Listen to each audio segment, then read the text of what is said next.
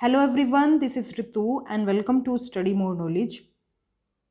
तो आज हम करने वाले हैं सीटेट का जो जनवरी 2021 में एग्ज़ाम हुआ था, लैंग्वेज 1 हिंदी का पोर्शन हम करने वाले हैं। आपको पता ही है कि सीटेट के एग्ज़ाम में जो प्रीवियस ईयर क्वेश्चन पेपर्स होते हैं वो कितना इम्पोर्टेंट रोल प्ले करते हैं। उनमें से कभी कभी क्वेश्चंस भी रिपीट हो जाते हैं और कभी कभी पैटर्न भी रिपीट हो जाता है और वो टॉपिक भी रिपीट हो जाते हैं। तो कई तरह से जो है आपके लिए ये हेल्पफुल रहते हैं प्रीवियस ईयर क्वेश्चंस। तो आप जहाँ से भी तैयारी कर रहे हैं, जैसे भी तैयारी कर रहे हैं, प्रीवियस ईयर क्वेश्चंस तो सारे कर लें 2011 से लेकर के 2021 तक के। तो उससे क्या होगा, जो पैडागोजी वाला जो पार्ट है आपका एकदम मजबूत हो जाएगा। और बाकी जो ये 15 नंबर का अलग पार्ट जो आता है वो भी आपका जो है काफ़ी हद तक मजबूत हो जाएगा। अब इसमें ही लैंग्वेज 1 और 2 में 2 पैसेज भी आते हैं, तो पैसेज वगैरह की अच्छे से प्रैक्टिस कर लेंगे, इससे ही आपके काफ़ी सारे क्वेश्चंस आ जाएंगे। तो हमारी आज की क्लास शुरू करते हैं। और अगर आपको और भी प्रीवियस ईयर क्वेश्चन पेपर देखने हैं सीटेट के, तो मैंने ऑलरेडी कराए हुए हैं, पहले के 2020 तक के कराए हुए हैं और ये 2021 का मैं आज करा रही हूँ। तो ये पेपर 2 का सॉल्यूशन है, पेपर 2 लैंग्वेज फर्स्ट। तो पहला क्वेश्चन देख लेते हैं। सबसे पहले पैसेज पर ही बेस्ड क्वेश्चंस हैं। तो पैसेज 15 नंबर के आते हैं इसमें। एक तो आता है गद्यांश और एक आता है पद्यांश लैंग्वेज 1 में।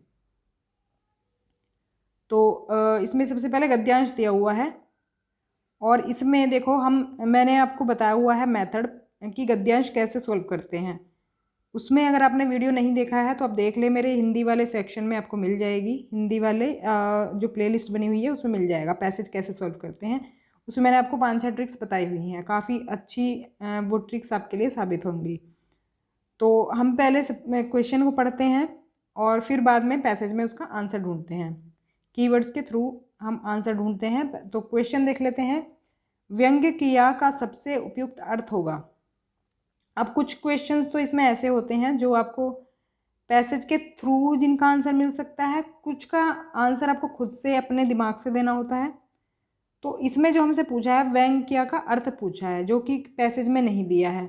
अब जब किसी चीज़ का अर्थ इसमें पूछा जाता है, जो पैसेज से रिलेटेड क्वेश्चंस आते हैं, उसमें हम क्या करते हैं, हम उससे रिलेटेड हम ये देखते हैं कि जो वो शब्द है वो कहाँ पर यूज़ हुआ है। तो अगर हम पैसेज में देखें तो ये यहाँ पर है, शिक्षक ने भी व्यंग किया, तुम खेलों में के बारे में जानकर क्या करोगी, तुम तो ठीक से खड़ी भी नहीं हो सकती, फिर ओलंपिक से तुम्हारा क्या मतलब। तो यहाँ पर आप देख रहे होंगे एक तरह से क्या किया जा रहा है, ताना मारा जा रहा है। क्योंकि अगर आप और ऑप्शंस को देखें, डांट तो लगाई नहीं गई है इसमें। उपहास एक बार के लिए मान सकते हैं, निकाल दिया, ये भी कोई लॉजिक नहीं बन रहा। लेकिन यहाँ पर जो व्यंग किया का मतलब है वो बन रहा है ताना मारना, क्योंकि उन्होंने कहा है कि तुम तो ठीक से खड़ी भी नहीं हो सकती और फिर ओलंपिक से तुम्हारा क्या मतलब। एक तरह से उन्होंने ताना मारा है, क्योंकि वो लड़की क्या है, उसको पोलिया हो गया था कम उम्र में ही, जिस लड़की के बारे में इसमें बात की जा रही है। तो ये जो है हमारा सेकंड ऑप्शन करेक्ट हो जाएगा इसमें, ताना मारा। फिर है पौष्टिक खुराक में दोनों शब्द हैं। तो 2 शब्द हैं इसमें, ये पौष्टिक खुराक, इसमें दोनों शब्द हमें बताने हैं कि कौन से टाइप के शब्द हैं ये। तो हम पहले ये देख लेते हैं किधर है ये नीचे दिया हुआ है। अब वह लड़की तेज चलने के अभ्यास में जुट गई, वह कोच की सलाह पर अमल करने लगी, अच्छी और पौष्टिक खुराक लेने लगी। तो ये मतलब है खाने पीने की चीज़ों से। और इसमें पैसेज में हमें आंसर नहीं मिलेगा इसका, इसमें क्योंकि हमें शब्द बताना है किस टाइप के शब्द हैं। तो ये आपको पता होना चाहिए। इसका ऑप्शन नंबर सेकंड हो जाएगा सही उत्तर, तत्सम और आगत। तत्सम वो शब्द होते हैं जो संस्कृत से हिंदी में आए हैं और उनमें कोई परिवर्तन नहीं हुआ है। तो ये इसका जो तत्सम जो हो जाएगा वो हो जाएगा पौष्टिक, और खुराक हो जाएगा आगत। आगत शब्द वे होते हैं जो कि विदेशी भाषाओं से हमारी हिंदी में शामिल हुए हैं।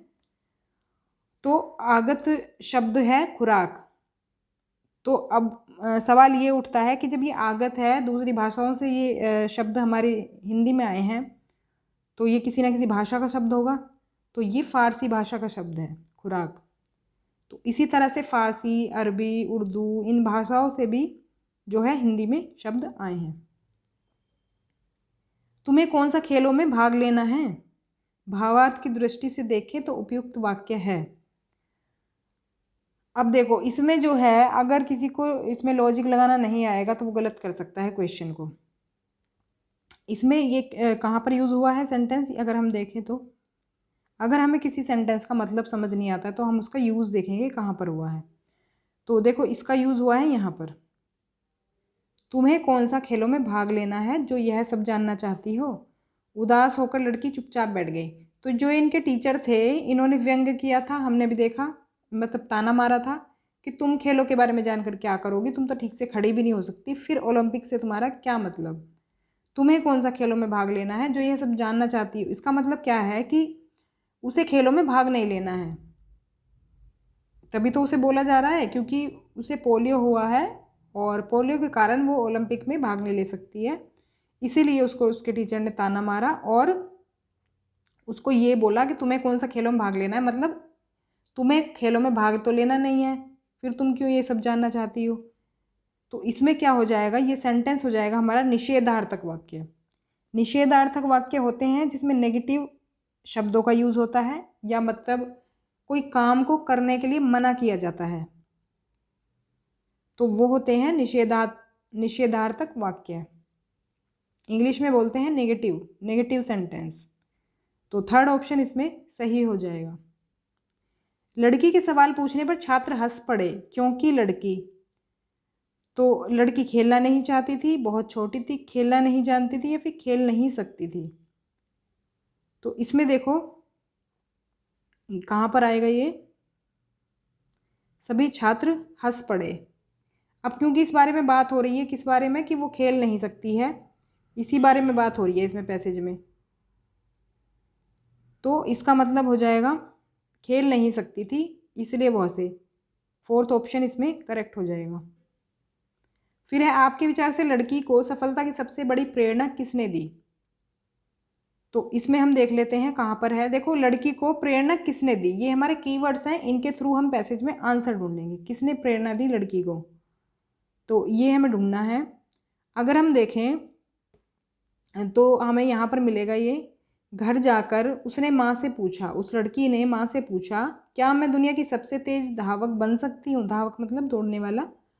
उसकी माँ ने उसे प्रेरित किया और कहा तुम भी कुछ कर सकती हो, इस संसार में नामुमकिन कुछ भी नहीं है।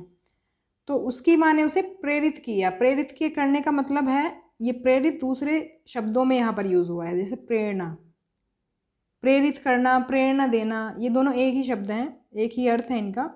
तो इसका मतलब हो जाएगा उसकी माँ ने तो उसको प्रेरित किया कि मतलब नामुमकिन कुछ भी नहीं है, तुम भी कर सकती हो। तो पहला ऑप्शन जो है इसमें सही हो जाएगा। शिक्षक के उत्तर से उसके बारे में धारणा बनती है कि वह क्या था, कठोर था, हितैषी था, सत्यवादी था, प्रेरक था।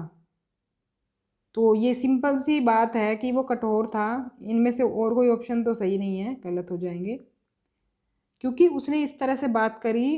मतलब शिक्षक का जो मतलब दायित्व होता है वो होता है बच्चों को मोटिवेट करना, छात्रों को मोटिवेट करना, उन्हें प्रोत्साहन देना आगे बढ़ने के लिए, लेकिन ये कर रहे हैं पीछे हटाने का काम, डिमोटिवेट कर रहे हैं। तो इसका मतलब पहला ऑप्शन इसमें सही होगा। लड़की के अनुसार सब कुछ संभव है यदि हो, क्या हो, पैसेज में देख लेते हैं उत्तर।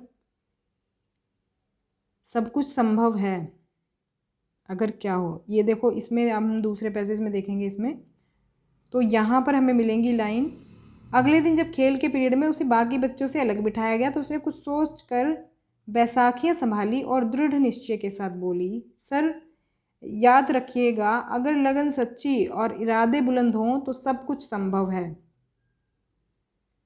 सभी ने इसे भी मजाक में लिया और उसकी बात पर ठहाका लगाया। तो हमें मिल गया है हमारा आंसर यहाँ पर। तो लड़की के अनुसार हमसे पूछा है सब कुछ संभव है, और यही उसमें दिया हुआ है पैसेज में कि सच्ची लगन और ऊंचा इरादा हो तो सब कुछ संभव है। गद्यांश में निहित मुख्य संदेश है, तो इसमें देखो सबसे बड़ी बात हो रही है सफलता की, परिश्रम की, मेहनत की, कि अगर आप ठान लें मजबूत इरादों की, लगन की, तो इस तरह की बातें हो रही हैं, तो हमारा कौन सा ऑप्शन सही होना चाहिए। अगर देखो बाकी चीज़ों का हम देखें, बाकी भी हमें सही लग सकते हैं, लेकिन हमें पैसेज के अकॉर्डिंग पूछा गया है, क्योंकि हमें ये सब तो शिक्षा नहीं दी गई है, इसमें मजाक उड़ाया गया है, लेकिन हमें शिक्षा कहीं पर ये नहीं दी गई है पैसेज में कि ये नहीं करना चाहिए, वो नहीं करना चाहिए। पैसेज के अकॉर्डिंग हमें हमेशा आंसर करना है, हमें अपने पास से दिमाग नहीं लगाना है। तो शिक्षक को दयालु होना चाहिए, ऐसी कोई शिक्षा गद्यांश में हमें नहीं दी गई है। शारीरिक अक्षमता वाले लोगों को अधिक परिश्रम करना पड़ता है, तो ऐसी भी कोई शिक्षा हमें दी नहीं गई है। हालांकि इस बारे में बात हो रही है और इसका जो पॉजिटिव पॉइंट्स हैं ये निकल के आने चाहिए कि ये ऐसा नहीं करना चाहिए, वैसा नहीं करना चाहिए, लेकिन हमें इसके अकॉर्डिंग आंसर नहीं करना है, जो मैं पैसेज में दिया है उसके अकॉर्डिंग आंसर करना है। तो सफलता के लिए लगन और परिश्रम आवश्यक है, जैसा कि इस लड़की ने किया। तो इसमें दिया हुआ है, क्लियर दिया हुआ है कि सफलता के लिए परिश्रम की आवश्यकता होनी चाहिए, तो इसलिए हमारा ऑप्शन ये वाला ही सही हो जाएगा, फर्स्ट ऑप्शन। फिर आश्चर्यचकित का विग्रह होगा, इसका विग्रह हो जाएगा आश्चर्य से चकित।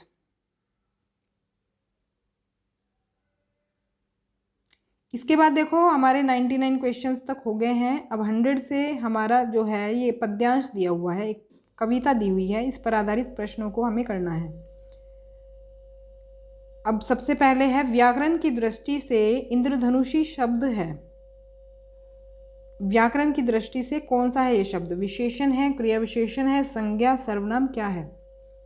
तो इसका यूज पहले तो देखेंगे कहाँ पर यूज हुआ है, ये यहाँ पर यूज हुआ है, रही जगमगा इंद्रधनुषी दिशाएं।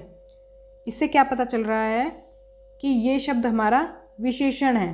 कैसे, इंद्रधनुषी दिशाएं, दिशाओं की विशेषता बताई गई है कि दिशाएं जो हैं इंद्रधनुषी हैं,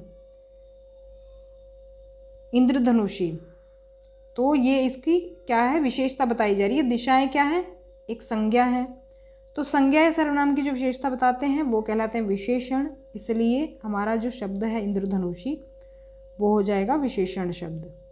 अर्थ की दृष्टि से शेष से भिन्न शब्द को पहचानिए, तो इसका उत्तर हो जाएगा थर्ड ऑप्शन, डगर।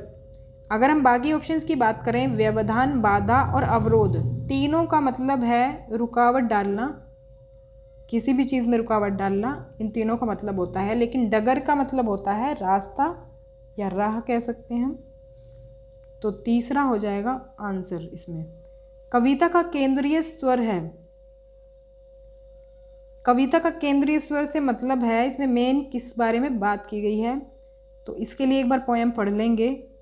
दिशाएं निमंत्रण मुझे दे रही हैं, सफलता का यह द्वार मेरे लिए है, न अवरोध कोई, न बाधा कहीं है, न संदेह कोई, न व्यवधान कोई, अटल एक विश्वास मन में भरा है, नहीं पथ डगर आज अनजान कोई, हृदय में कहीं कह रहा बात कोई, धरा ओ गगन सिर्फ तेरे लिए है, नहीं कुछ यहाँ जो मुझे रोक पाए, न कोई यहाँ जो मुझे टोक पाए, अजानी हवा में बहे जा रहा हूँ, मुझे आज लगता कि मैं वह नहीं हूँ, रही जगमगा इंद्रधनुषी दिशाएं, दिगंतर मदिर रस अलौकिक पिए हैं। तो इसका मतलब ये एक पॉजिटिविटी लिए है ये कविता।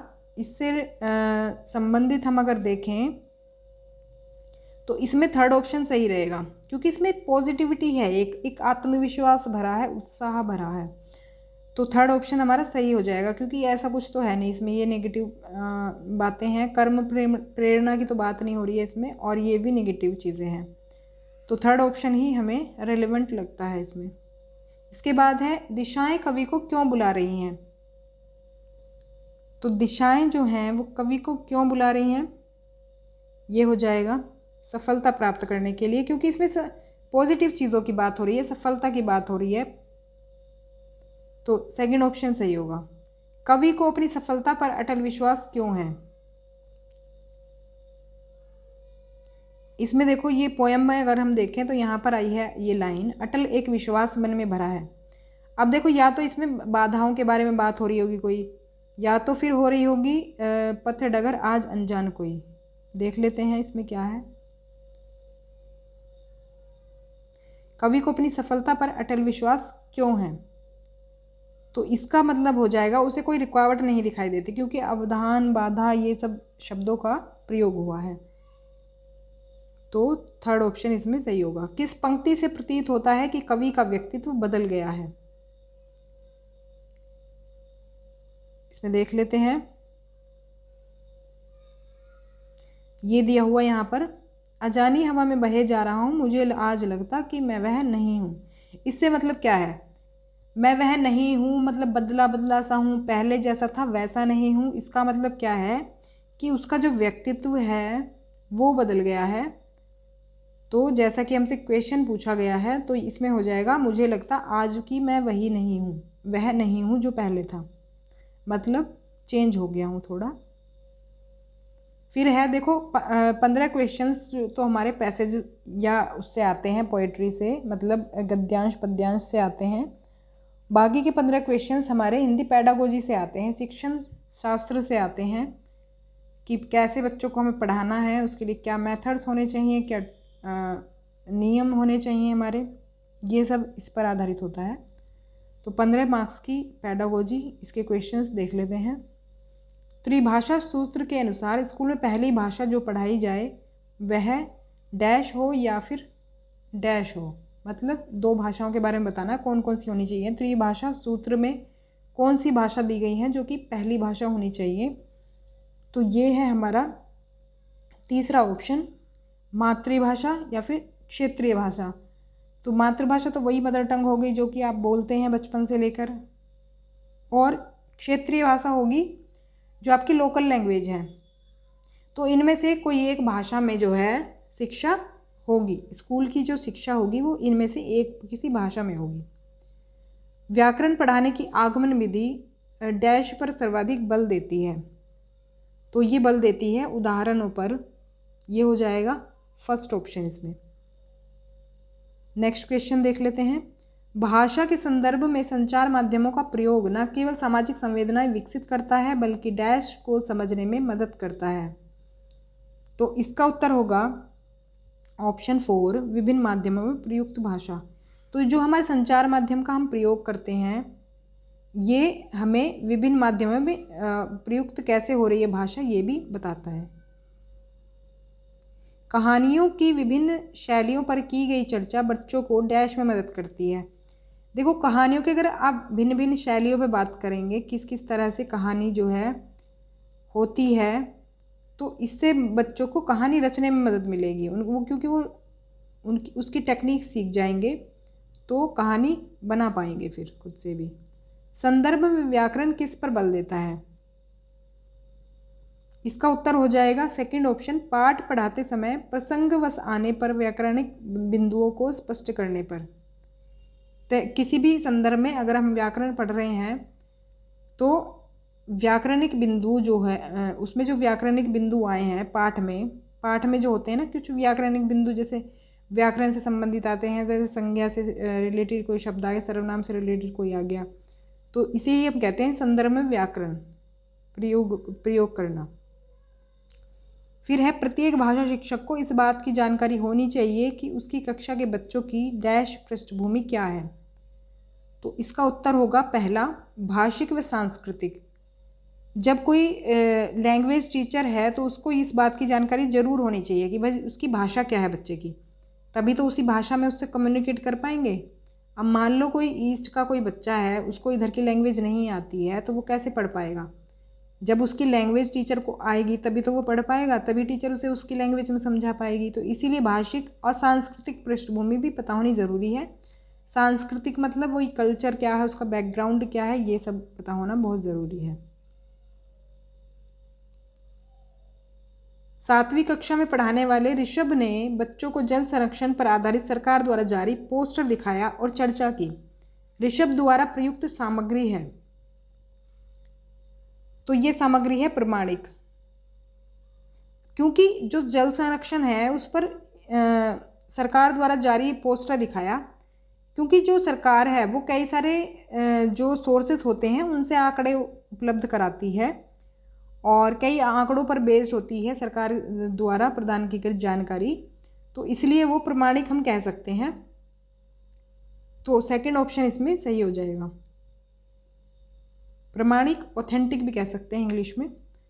कविता शिक्षण के समय शिक्षक द्वारा ऐसे प्रश्नोत्तर पर बल देना चाहिए। कैसे? जिनके उत्तर विभिन्न हो। इसे आप एलिमिनेशन के थ्रू भी कर सकते हैं, एलिमिनेशन मेथड के। जिनका एक ही उत्तर हो, कभी भी हम ऐसे जो है प्रश्नोत्तर पर बल नहीं देते। हम कोशिश करते हैं कि बच्चों का ओवरऑल डेवलपमेंट हो, ज़्यादा से ज़्यादा उनकी बुद्धि का विकास हो। उसके लिए ज़रूरी है कि उनसे ऐसे क्वेश्चंस पूछे जाएं जिनके वो अलग तरह से आंसर कर पाएँ। जैसे कि आप उनसे पूछें कि आप जो है ये वाला फेस्टिवल आ रहा है, उस पर क्या करने वाले हैं। तो हर अलग अलग बच्चों की अलग अलग राय होगी इसमें, मतलब कि वो अपने हिसाब से आंसर कर पाएंगे। ऐसा नहीं है कि एक उत्तर तय कर दिया आपने, अच्छा कोई भी ऐसा क्वेश्चन पूछ लिया जो किताब से, तो उसका एक ही उत्तर हो जाएगा, वो उन्होंने रटा हुआ होगा। लेकिन हम अगर ऐसा क्वेश्चन पूछेंगे जिससे कि उनकी बुद्धि का विकास होगा, वो क्रिएटिव उनकी थिंकिंग डेवलप होगी। तो इसलिए जिनके उत्तर विभिन्न हो, ऐसे प्रश्नोत्तर पर बल देना चाहिए हमें। गद्य शिक्षण में अपेक्षित नहीं है, मतलब अपेक्षित नहीं से मतलब कि क्या नहीं होना चाहिए, मतलब ज़रूरी क्या नहीं है। तो ये हो जाएगा हमारा सेकंड ऑप्शन, अनुकरण क्षमता का विकास। अनुकरण क्षमता होती है किसी की नकल करना। अनुकरण करना मतलब नकल करना। तो एक तरह से हम ये वाली क्षमता डेवलप नहीं करेंगे बच्चों के अंदर बिल्कुल भी। हम एक तो तार्किक शक्ति का विकास करेंगे जिससे कि वो मतलब उससे ज़्यादा से ज़्यादा उसका जो है क्रिएटिव थिंकिंग जिससे डेवलप हो, तर्क वितर्क कर सके वो, और भाषा की वो बारीकी समझे, ये भी हम करेंगे। कल्पनाशीलता, क्रिएटिव थिंकिंग, तो ये भी हम डेवलप करेंगे। तो ये नहीं करेंगे, ये हो जाएगा एलिमिनेट, और नहीं हमसे पूछा है तो सेकंड ऑप्शन सही हो जाएगा। फिर हिंदी भाषा की पाठ्य पुस्तकों में हिंदीतर भाषाओं की रचनाओं को भी स्थान मिलना चाहिए, ताकि अब हमसे कहा गया है कि जो हिंदी भाषा की जो पाठ्य पुस्तकें होती हैं ना, उनमें हिंदीतर भाषाओं की रचना को भी स्थान मिलना चाहिए। हिंदीतर मतलब हिंदी से इतर, हिंदी भाषा से अलग भी होनी चाहिए। ऐसा नहीं कि सिर्फ हिंदी भाषा की ही हो। तो अगर उसमें दूसरी भाषाओं की भी रचनाएं शामिल होंगी तो क्या होगा उससे, यही हमसे पूछा है।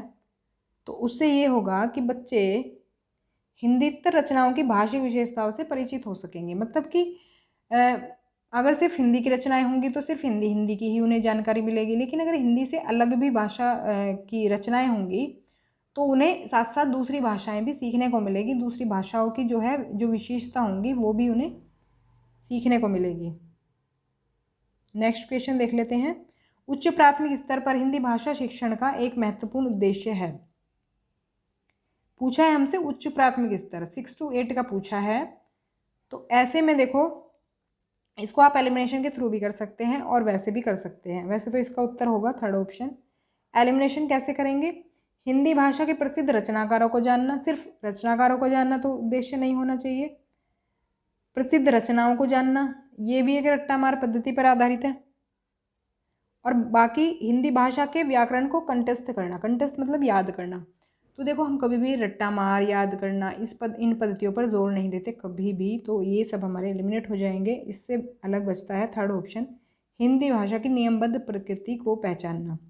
इस तरह के कीवर्ड्स आपको जनरली सीटेट के एग्ज़ाम में मिल जाएंगे, तो इनको आप ध्यान याद कर लेना अच्छे से। और ये प्रीवियस ईयर से आपकी प्रैक्टिस में ऐसे नेचुरली आ जाएंगे, अलग से मेरे ख्याल से पढ़ने की ज़रूरत भी नहीं पड़ेगी। सारे प्रीवियस ईयर कर लेंगे तो पेडागोजी पक्की है। भाषण, परिचर्चा, संवाद बच्चों की डैश क्षमता का विकास करने में सहायक है। तो ये हो जाएगा हमारा फोर्थ ऑप्शन, मौखिक अभिव्यक्ति। मौखिक मतलब जो हम मुंह से बोलते हैं वो अभिव्यक्ति, क्योंकि देखो भाषण भी हम बोलते हैं, चर्चा परिचर्चा भी अगर होगी तो वो आपस में कन्वर्सेशन होगा, संवाद भी जैसे आपस में बच्चे बात करेंगे। तो ये जो है इनसे मौखिक अभिव्यक्ति का विकास होगा।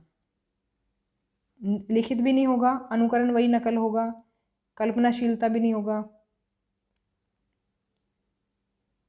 तो फोर्थ ऑप्शन करेक्ट होगा। गद्य रचना को पद्य में रूपांतरित करना और पद्य को गद्य में रूपांतरित करना डैश में मदद करता है।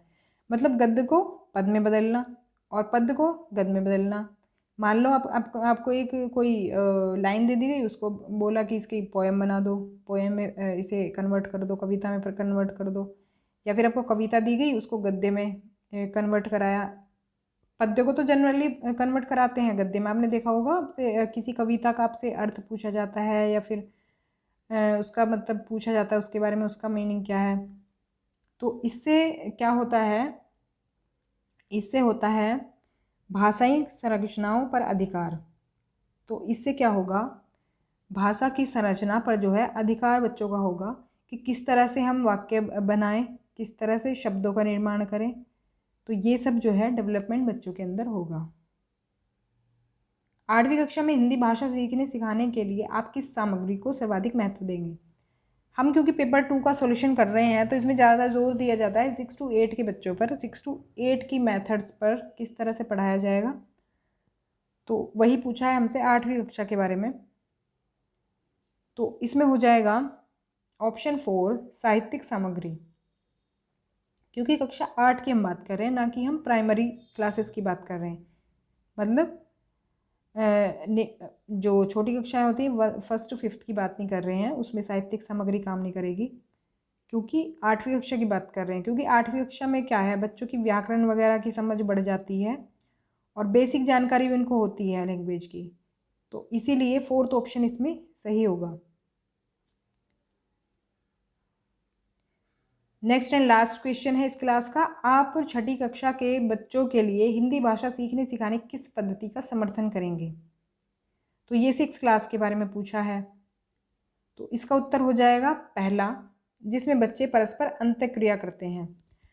तो देखो जहाँ भी इस तरह के शब्द आ जाए ना, परस्पर अंतःक्रिया करना, बच्चों के हम ज़्यादा से ज़्यादा बच्चों के इंटरेक्शन पर जोर देते हैं, जैसे वो आपस में करके सीखें, आपस में बातचीत करके सीखें। इस तरह के वर्ड्स जहाँ पर आएँ वो पॉजिटिव वर्ड्स होते हैं, मतलब वही उसमें ही हमारा आंसर छिपा होता है। अब इसमें बाकी ऑप्शंस क्यों नहीं होंगे ये भी देख लेते हैं। सेकंड ऑप्शन, जिसमें बच्चे केवल लेखन कार्य करते हैं, तो ये तो होगा नहीं। लेखन कार्य जो है कभी भी क्रिएटिविटी को बढ़ावा नहीं देगा, कोई सीखने के लिए प्रोत्साहित नहीं करेगा। वो तो बस लिखते चले जाएंगे, लिखते चले जाएंगे, याद मतलब उनके दिमाग में कुछ भी भरेगा नहीं और बस लिखते चले जाएंगे। जिसमें बच्चों को बोलने के अवसर मिले, ये भी हम कर सकते हैं, लेकिन बोलने से ही इसमें नहीं सीखेंगे, क्योंकि सीखने सिखाने की बात हो रही है, सीखना और सिखाना।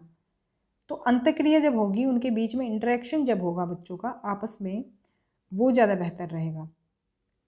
जिसमें बच्चों को पाठ्य पुस्तक बिल्कुल ना पढ़नी हो, तो बिल्कुल पाठ्य पुस्तक ना पढ़नी हो ये भी नहीं हो सकता। देखो पाठ्य पुस्तकें जो होती हैं वो एक तरह से हमें गाइड करती हैं, एक जो है लिखित सामग्री हमें प्रोवाइड कराती हैं हमें पढ़ने के लिए। तो ऐसा नहीं है पाठ्य पुस्तकों को हम ज़्यादा इम्पोर्टेंस नहीं देते हैं, लेकिन ऐसा भी नहीं है बिल्कुल उनको हटा देंगे पाठ्यक्रम से, ऐसा भी नहीं कर सकते हैं। तो ऑप्शन जो है फर्स्ट ये हमें सबसे सही और रिलेवेंट लग रहा है इसमें। तो ये थे हमारे आज के क्वेश्चन, जनवरी 2021 का हमने सोल्यूशन कर लिया है। नेक्स्ट वीडियो में मैं कराऊंगी आपको पेपर फर्स्ट का सोल्यूशन, लैंग्वेज फर्स्ट और paper first, 1st to 5th जो क्लासेस होती हैं उनका। तो मिलते हैं नेक्स्ट क्लास में, तब तक के लिए stay connected and keep watching study more knowledge. Thanks for watching.